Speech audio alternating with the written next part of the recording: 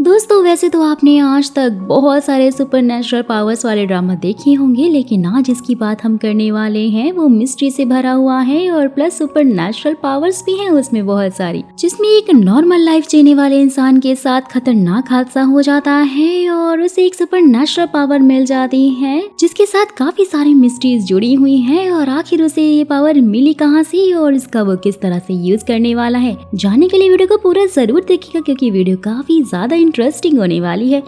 कहानी की शुरुआत युवान रुई की हाई स्कूल के दोस्तों के साथ चल रही पार्टी से होती है। पार्टी खत्म होने के बाद रुई नोटिस करता है कि उसका फोन शॉप पर ही रह गया है जहां वो काम करता है। फोन लेने के लिए जाता है और देखता है कि कोई शॉप में चोरी कर रहा है। जैसे ही वो इमरजेंसी अलार्म बजाता है और फाइट करने के लिए आगे बढ़ता है, लेकिन तभी चोर रुई पर गोली चलाने लग जाते हैं जिससे कि कांच का टुकड़ा टूटकर रुई की आंखों में घुस जाता है और वो वहीं बेहोश हो जाता है। ये देखते ही चोर बिना चोरी किए वहाँ से चले जाते हैं। नेक्स्ट डे रुई हॉस्पिटल में होता है और उसकी आंखों पर पट्टी बंधी हुई होती है। वो उठकर बाथरूम जाता है और नोटिस करता है कि पट्टी होने के बाद भी उसे आर पार सब कुछ दिख रहा था। और दोस्तों इतना ही नहीं, यहाँ तक कि वो तो दूसरे रूम के नर्स के कपड़े के अंदर पहने लॉकेट को भी साफ साफ देख पा रहा था, जिससे कि फिर उसे अपनी आंखों पर कुछ गड़बड़ नजर आती है। वो डॉक्टर से कहता है कि उसे कुछ ज्यादा ही क्लियर दिख रहा है। डॉक्टर को लगता है कि शायद वो पागल हो गया है क्योंकि हर कोई चाहता है कि वो अपनी आंखों से साफ साफ देखे। डॉक्टर उसे घर जाकर आराम करने के लिए कहता है। और वही हम इस कहानी की फीमेल लीड मियाओ फेई को उसकी जूनियर जाओ के साथ में हॉस्पिटल में देखते हैं क्योंकि फेई एक पुलिस ऑफिसर है और रुई से लास्ट नाइट के हादसे के बारे में पूछने के लिए आई हुई है। फेई रुई को एक एप्पल देती है। रुई अपनी पावर से एप्पल के अंदर देख लेता है कि वो खराब है। फेई को यकीन नहीं होता तो वो उसे खाकर भी दिखाता है और वो सच में खराब निकलता है। ये देखते ही फेई को रुई पर शक होता है कि वो भी शायद चोरों के साथ में मिला हुआ होगा, लेकिन उसके पास तो कोई सबूत ही नहीं था और इसलिए वो वहाँ से चली जाती है। जिसके बाद वो पुलिस स्टेशन आकर इस केस के बारे में डिटेल में इन्वेस्टिगेशन करने में लग जाती है।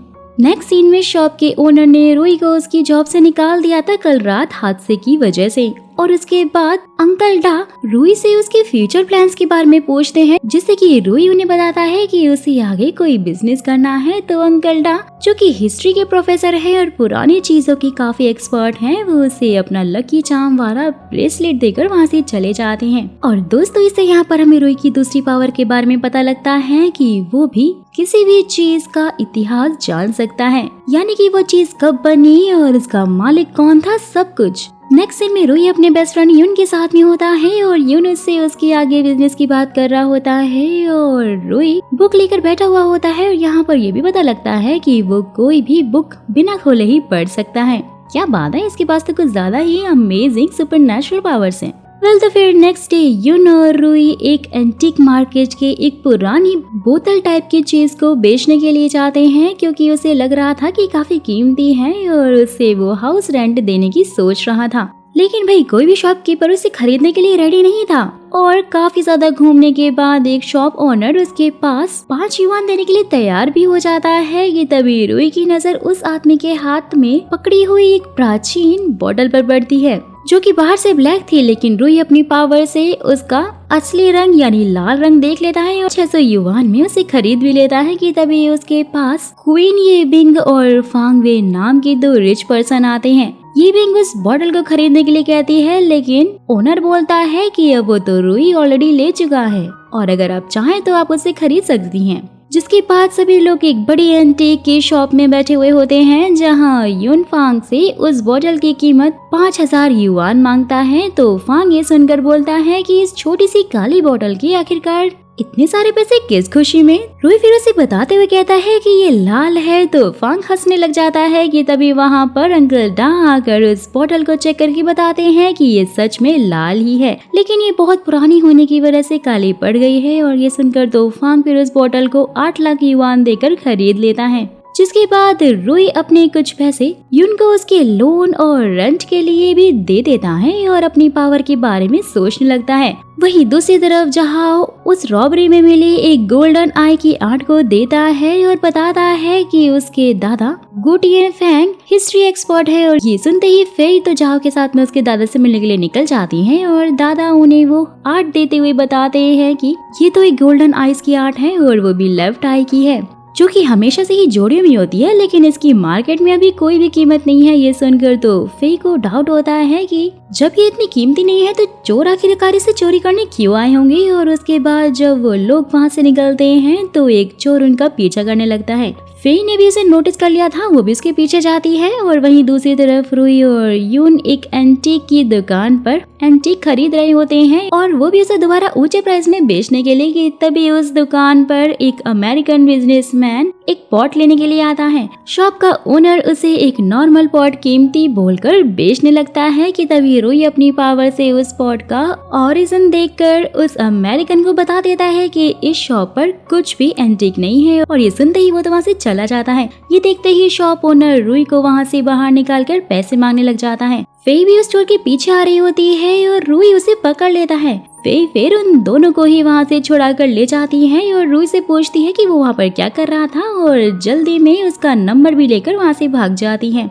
जब वो जहाव के साथ में जा रही होती है कि तभी एक चोर आकर उससे सूटकेस लेकर वहाँ से भागने लगता है और उसके साथ के भी कुछ लोग फेई पर हमला भी कर देते हैं। लेकिन फेई उससे फाइट बैक करके सूटकेस छीन लेती है और वो चोर कार में बैठकर वहाँ से भाग जाते हैं। वेल तो फिर नेक्स्ट डे रूई एंटीक मार्केट जाकर एक एंटीक प्लेट को 5 लाख में खरीद कर अंकल डा को दिखाता है। और अंकल डा उससे कहते हैं कि ये प्लेट अलग अलग टुकड़ों को जोड़कर बनाया गया है और इसका बस बीच का हिस्सा ही एंटीक है, लेकिन बाकी सब नकली है। ये सुनकर तो रूई परेशान हो जाता है और उसके बाद रूई घर आकर हिस्ट्री की बुक फिर से पढ़ने लग जाता है ताकि वो सही चीजों को चेक कर खरीद पाए। नेक्स्ट डे फिर अंकल डा रूई को एक मिनी ऑक्शन में जाने के लिए कहते हैं। रूई उस ऑक्शन में जाकर एक पेंटिंग देखता है जिसमें उसे एक पेंटिंग में 2 पेंटिंग दिखती हैं और वो उसे खरीदने के लिए 1000 युआन की बोली लगाता है। लेकिन उस पेंटिंग की स्टार्टिंग 12,000 युआन से होती है और वो आदमी उसे देने के लिए इनकार करता है। कि तभी वहाँ पर एक आदमी जिसका नाम पंग है वो रूई को 3000 युआन देकर वो पेंटिंग उसे खरीदवा देता है और उसे खरीदने का कारण भी पूछता है। रूई फिर उसे अंकल डा के पास लेकर जाता है और वो उस पेंटिंग को काफी अच्छे से चेक करके बता देते हैं कि ये पेंटिंग बहुत ही प्राचीन है और अक्सर पुराने टाइम में पेंटिंग की चोरी से बचाने के लिए उसके ऊपर दूसरी पेंटिंग किया करते थे और आज इसकी कीमत मिलियंस है। और ये सुनकर तो पंग खुशी से इसको 15 मिलियन में खुद खरीदने के लिए बोल देता है। और ये सुनते ही रूई तो उसकी हेल्प के लिए थैंक यू बोलते हुए 5 मिलियन से ही उसे बेच देता है। अंकल डा फिर रूई को फैन कॉन की स्टोरी बताते हुए कहते हैं कि उसने एक कछुए को बचाया था जिस पर उस कछुए ने उसे गोल्डन आई की पावर भी दी थी और जिसके बाद से ही वो काफी ज्यादा धनवान भी हो गया था। ये सुनते ही रूई उन्हें थैंक यू बोलकर वहाँ से चला जाता है। और वहीं दूसरी तरफ फेई भी उस जगह का सीसीटीवी फुटेज चेक कर रही होती है जिसमें उन्हें उस भागने वाले चोरों की कार का नंबर प्लेट मिलता ही नहीं है, लेकिन उसे एक डिलीवरी वैन दिखती है और वो उसके ड्राइवर से उनके डैश कैमरा की फोटोज मांगती है जिसे चेक करने पर उसे पता लगता है कि चोर गांसू सिटी के हैं। और वहीं रूई का एक क्लासमेट उसे मैसेज करके उसकी शादी में गांसू सिटी आने के लिए बोल देता है,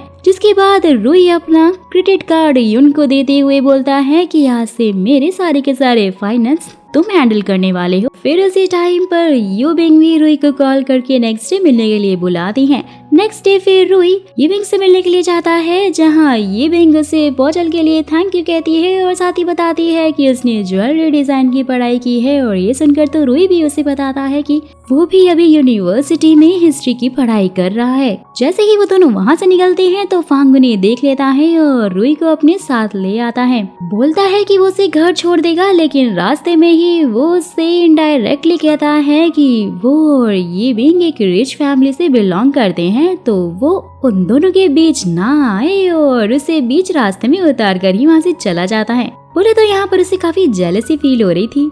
नेक्स्ट डे फिर हम रूई को गांसू सिटी के आर्कियोलॉजिस्ट साइट पर देखते हैं क्योंकि उसके फ्रेंड ने उसे कहा था कि वो 2 दिन काम में काफी बिजी है तो वो यहाँ पर आ जाए। जैसे ही फिर रूई उस साइट पर देखने लगता है तो फिर एक आदमी उसे रोकते हुए कहता है कि नॉर्मल लोगों का यहाँ पर आना मना है। कि तभी प्रोफेसर मैंग वहाँ पर आती है रुई भी उन्हें देखकर पहचान लेता है कि वो तो उसकी यूनिवर्सिटी का स्टूडेंट है। ये सुनते ही प्रोफेसर मैंग फिर रुई का टेस्ट लेने के लिए पूछती हैं कि वो लोग यहाँ पर क्या ढूंढ रहे हैं, तो रुई उन्हें झट से बता देता है कि वो यहाँ पर किसी सेनापति की कब्र को खोद रहे हैं, क्योंकि यहाँ पर कोई राजा नहीं थे। और ये सुनकर तो प्रोफेसर मैंग उससे काफी इम्प्रेस होकर उसे अपनी टीम में हेल्प के लिए रख लेती है। और उसी टाइम पर फेई भी प्रोफेसर मैंग से कब्र की चोरी के बारे में कुछ पूछती है और वो रुई को देख लेती है, जिससे कि उसे रुई पर ही शक होने लग जाता है कि वो यहाँ भी पहुँच गया, यानी कि ये पक्का चोरों से मिला हुआ होगा। वहीं दूसरी तरफ चोरों के बॉस लू मोंग को हम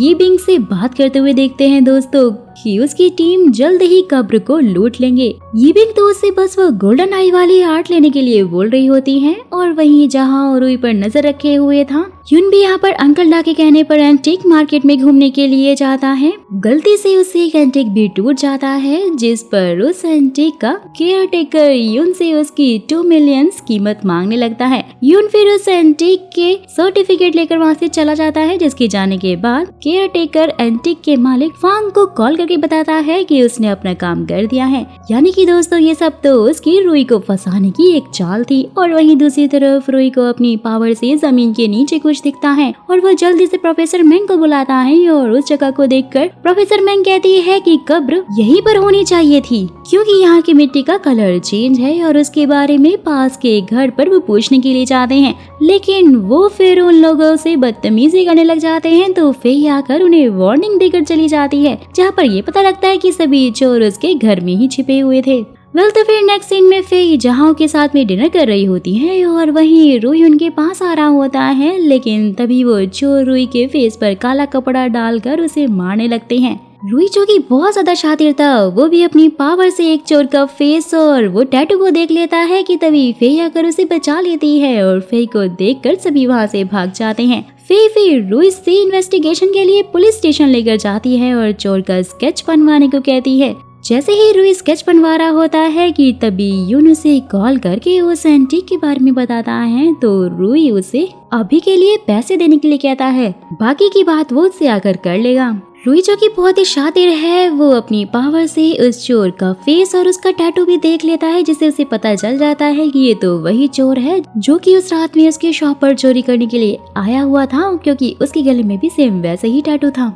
वहीं दूसरी तरफ चोर अपने बैगों में बम भरकर रेडी हो रहे होते हैं। और नेक्स्ट डे रुई भी फेई को चोर का स्केच पकड़ा देता है और फेई कंप्यूटर से उसकी डिटेल्स निकलवा लेती है, जिससे कि ये पता लगता है कि इस चोर का नाम यू है, जो कि पहले भी गांसू में देखा जा चुका है। और जैसे ही फेई उनके ठिकाने पर अपने साथियों के साथ में पहुंचती है, गोला बारूद के टुकड़े देखकर समझ आती है कि वो शादी का बहाना लेकर कब्र के लिए ब्लास्ट करने वाले हैं। और वो फिर जल्दी से सभी रुई के फ्रेंड्स की शादी में पहुंचते हैं, जहां शादी में पटाखे चल रहे होते हैं। और वहीं पास बनी हुई गुफा में वो लोग ब्लास्ट भी कर देते हैं। और तभी फेई वहां पहुंचकर आधे चोरों को पकड़ लेती है, लेकिन आधे चोर उस गुफा में एंटर हो जाते हैं। तो फेई प्रोफेसर मैंग जहां और रुई के साथ में उनके पीछे जाती हैं। चोर फिर गुफा में जाकर कब्र ढूंढने लगते हैं और उन पर लगे कैमरे से लू मांग और ये भी को भी गुफा के अंदर का सब कुछ दिख रहा होता है। ये बात तो दोस्तों हम पहले से ही जानते थे कि ये भी इस चोरी में शामिल है।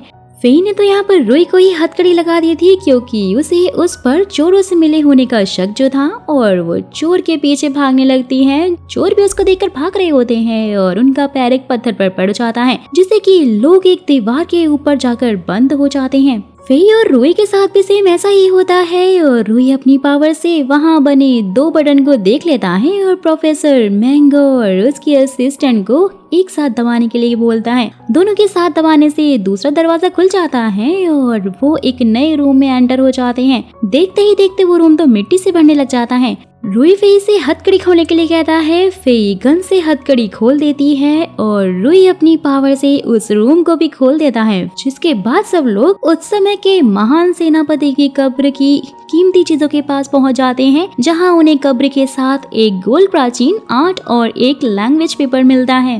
फेई तो उन्हें छोड़कर चोरों के पास जाती है, जो कि दीवार को बम से उड़ाने की तैयारी में लगे हुए होते हैं। कि तभी रुई वहां पर आकर अपनी पावर से बम को देख लेता है और ब्लास्ट होते ही फेई और रुई पीछे की तरफ गिरकर बेहोश हो जाते हैं। यानी कि यहाँ अपने हीरो ने हीरोइन को बचा लिया। वहीं चोर वहाँ से निकलते हैं और रुई को मारने वाले होते हैं, लेकिन लू मांग आकर उन्हें रोक लेता है क्योंकि यी बिंग ने उन्हें रुई को मारने के लिए मना कर दिया था। लगता है कि उसे भी शायद उसकी सुपरनेचुरल पावर पर शक हो गया था। तो फिर आधे चोर वहाँ से भाग जाते हैं और उनका लीडर शादी में पहुँच जाता है। फेई और रुई भी होश में आकर उसके पास पहुँचते हैं और वो दुल्हन को पकड़कर उस पर ही गन पॉइंट कर देता है। लेकिन भाई अपना रुई तो सुपरनेचुरल पावर से देख लेता है कि गन तो खाली है और वो उसकी तरफ बढ़कर दुल्हन को बचा लेता है कि तभी लू मांग एक बटन प्रेस करता है जिससे कि उस चोर पर लगा बम ब्लास्ट हो जाता है, लेकिन रुई इस बार भी बच जाता है। नेक्स्ट सीन में रुई को प्रोफेसर मेंग से खोज में मिली सभी चीजों की फोटोज मांगता है, जिसमें कि गोल्डन आई के बारे में कुछ पेपर्स होते हैं। प्रोफेसर मेंग भी उसे फोटोज दे देती है। रुई उस पेपर्स में पढ़ता है कि अपनी आंखों को बंद करो और लंबी गहरी सांस लो, जिससे कि गोल्डन आई एक्टिवेट हो जाएगी। रुई फिर ऐसा ही करता है और दोस्तों अब तो उसे दूर की चीजें भी, लोगों की आवाज और हरकतें साफ साफ वहीं से बैठे हुए दिखाई दे रही थी। यानी कि अब तो उसकी पावर बहुत ज्यादा बढ़ चुकी थी और वो घर आकर भी अपने पास्ट को देखकर खुश होने लगता है। तभी फिर फेई उसके लिए एप्पल्स लेकर आती है और उसे गांसू में हेल्प करवाने के लिए थैंक्स बोलती है।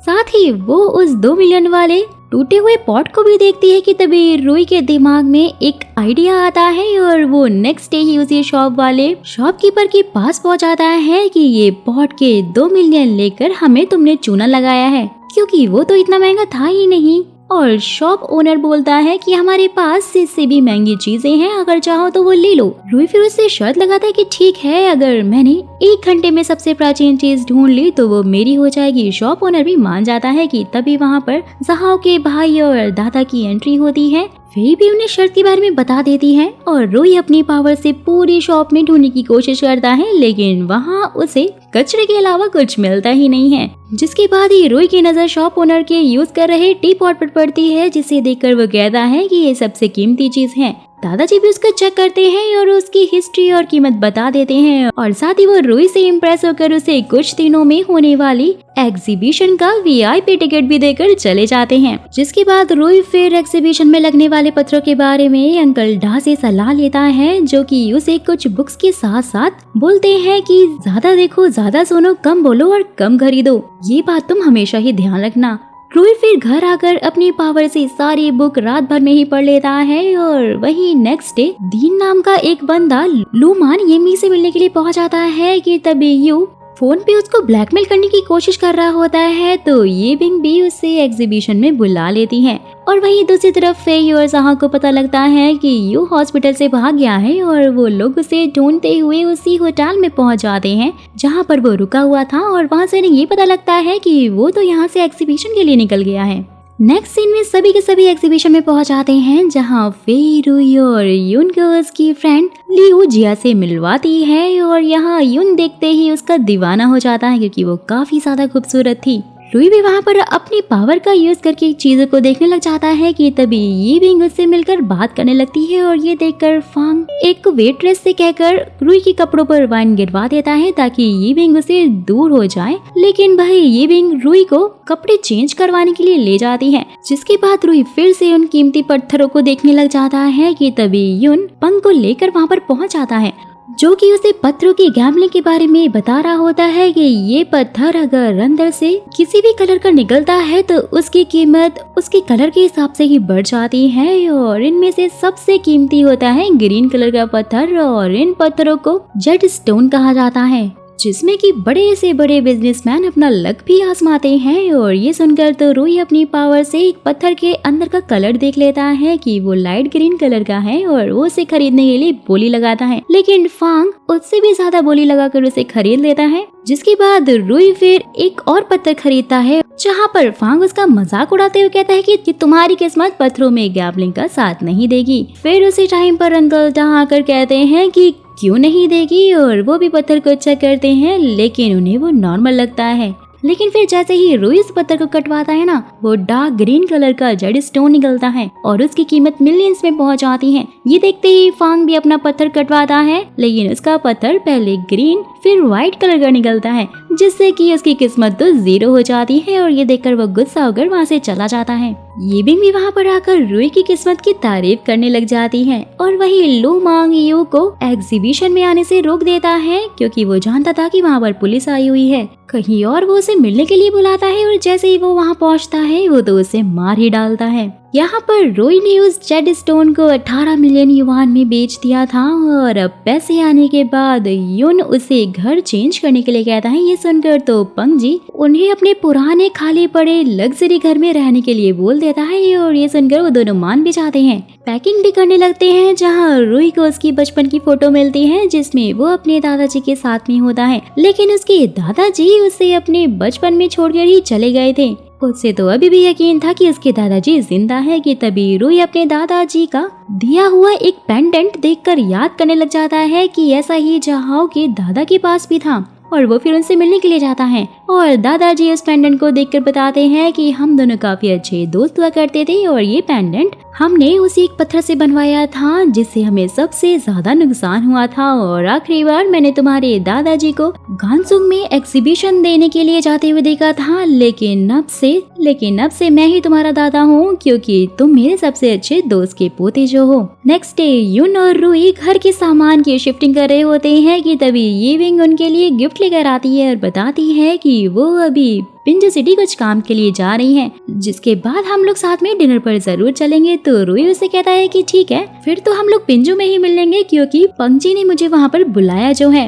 नेक्स्ट सीन में हम रूही को पंगजी और उसके छोटे भाई चैंग के साथ में पिंजू के नाइट मार्केट में देखते हैं जहाँ पर चैंग उन्हें कीमती चीजें और पत्थर के बारे में बता रहा होता है। रूही भी मार्केट में कुछ कीमती चीजों के टुकड़े खरीदता है और फिर पंगजी के पास जाता है जहाँ पंगजी उसे एक गोल्ड लॉकेट जैसी चीज दिखाता है। रूही वहाँ पर अपनी सुपरनेचुरल पावर से उसका पास्ट देख लेता है और बताता है कि ये तो बहुत ज्यादा कीमती है, जिससे कि पंगजी उसे खरीद लेता है। जिसके बाद फिर तीनों मिलकर डिनर कर रहे होते हैं जहाँ पंगजी ड्रंक हो जाता है। चे भी रूही से पूछता है कि उसने मार्केट से क्या खरीदा तो रूही उसे वो टुकड़े दिखाते हुए कहता है कि अंकल डा टुकड़ों को जोड़ने का काम भी करते हैं और अगर वो इन्हें जोड़ेंगे तो इसकी कीमत जरूर बढ़ जाएगी। और वहीं दूसरी तरफ फेई और जहाओ को यू के मर्डर की खबर मिलती है और जिससे कि वो इन्वेस्टिगेशन शुरू कर देते हैं। यहाँ पर युन जिया को इम्प्रेस करने के लिए कॉल करके डिनर पर चलने के लिए पूछता है, लेकिन वो तो उसे मना कर देती है कि वो कुछ काम से पिंगजू जा रही है। जैसे ही कॉल कट होती है तो युन भी पिंगजू जाने की टिकट बुक करवा लेता है। पंग भी यहाँ पर अपनी खरीदी हुई चीज देख रहा होता है कि तभी अचानक से वहाँ अंधेरा हो जाता है और काला साया उसे दिखता है। वो उसे देखकर डर के मारे जोर से चिल्लाता है और इसकी आवाज सुनकर चैंग और रूही जल्दी से वहाँ आते हैं। चैंग उस चीज को देखकर बोलता है कि ये तो शायद शापित भी हो सकती है। हो सकता है कि ये यहाँ पर कब्र से निकल कर आई हो और इसका मालिक कभी भी इसे ढूंढ रहा हो। रूही उससे पूछता है कि फिर ऐसा शॉप ओनर के साथ में क्यों नहीं हुआ तो चैंग बोलता है क्योंकि वो चीजें बेचने के लिए रखता है, खुद के यूज करने के लिए नहीं। और ये सुनकर तो रूही दादाजी को फोन कर देता है। वेल तो फिर नेक्स्ट डे सभी लोग शॉप ओनर को वो चीज वापस करने के लिए जाते हैं जो कि उस चीज के आधे से भी कम पैसे वापस कर रहा होता है कि तभी वहाँ पर जहां का छोटा भाई आकर बताता है कि ये चीज पिछले 6 मंथ में बहुत ज्यादा बेची गई है और वो सभी खरीदार पिंगजू में नए थे, उनके साथ भी सेम यही घटना हुई थी जो कि सब साजिश थी। जिसके बाद फिर रूही पिंगजी को बताता है कि कल आपके रूम की लाइट खराब हो गई थी और वो काला साया भी एक इंसान ही था और ये सब चैंग ने जानबूझकर ही किया था क्योंकि शॉप ओनर कोई और नहीं बल्कि यही है। ये सब को सुनते ही पंगजी चैंग को काफी ज्यादा भला बुरा सुनाकर वहाँ से चला जाता है और वहीं दूसरी तरफ फांग येबिंग को उसके स्टोन सप्लायर से मिलवाता है जिनकी म्यांमार में बहुत ज्यादा खदानें हैं जहाँ से ज्यादातर जेड स्टोन ही निकलता है। येबिंग के जाने के बाद फांग उस लेडी सप्लायर को कहता है कि आजकल उसके स्टोन जेड नहीं निकल रहे हैं तो इसीलिए अच्छा यही होगा कि वो नई नदी और पुरानी नदी के पत्थरों को मिक्स करवाना बंद कर दे, वरना अंकल सू इसका काफी बुरा मान सकते हैं। जिसके बाद दोस्तों हम अंकल सू और फांग को बात करते हुए देखते हैं जो कि सू कॉर्पोरेशन के मालिक हैं और फांग के चाचा भी हैं और वो उसे उसका काम ठीक से करने के लिए बोल रहे होते हैं। जिसके बाद रूही युन से मिलता है और उसके साथ दादाजी से मिलने के लिए जाता है जहां पर दादाजी उसे एसोसिएशन ऑफ प्रेशियस स्टोन का मेंबरशिप कार्ड देते हुए कहते हैं कि जब मैं एसोसिएशन के चेयरमैन का पद छोड़ूंगा तब तुम्हें मेरा हेल्प करना होगा।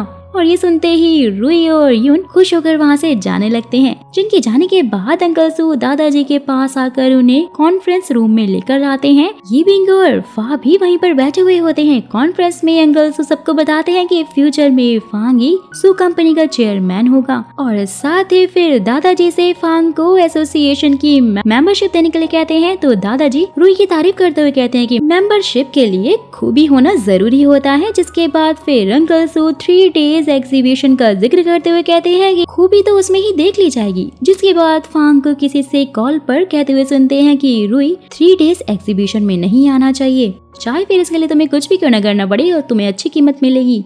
तो फिर नेक्स्ट सीन में युनजिया और रुई रेस्टोरेंट में डिनर करके बाहर निकलते हैं, जहां युनजिया को उसके होटल छोड़ने के लिए चला जाता है और रुई को अकेले जाते हुए एक आदमी घेर लेता है। रुई से पहचान लेता है कि ये तो वही सिक्योरिटी गार्ड है जो कि एग्जीबिशन के बाहर था और वो आदमी उसे धमकी देकर चला जाता है कि वो 3 डेज एग्जीबिशन में नहीं जाएगा वरना उसके साथ कुछ भी हो सकता है। यहाँ पर जहाँ फे को सीसीटीवी में एक कार दिखाते हुए कहता है कि ये कार हमें वहाँ दिखी है जहाँ पर यू का मर्डर हुआ था, जो कि फांग के नाम पर है और वो अभी बाहर है। सो गाइस फिलहाल तो यहीं पर इन एपिसोड का दी एंड हो जाता है, लेकिन आगे की कहानी और भी ज्यादा इंटरेस्टिंग और मजेदार होने वाली है। कैसे कैसे इंटरेस्टिंग टर्न एंड ट्विस्ट आएंगे, आगे की कहानी कितनी मजेदार होगी, ये मैं आपको बताऊंगी अपनी नेक्स्ट वीडियो में। अगर आप चाहते हो कि मैं उसे भी जल्द से जल्द एक्सप्लेन करूं तो मेरे कमेंट बॉक्स को नेक्स्ट पार्ट सून से भर दीजिएगा। और आपको ये गोल्डन आई वाली स्टोरी अच्छी लग रही है या नहीं, ये भी मुझे कमेंट बॉक्स में जरूर बताइएगा। जाने से पहले चैनल को सब्सक्राइब और वीडियो को लाइक करना मत भूलना, वरना नेक्स्ट वीडियो आपसे मिस हो जाएगी, सोच लेना।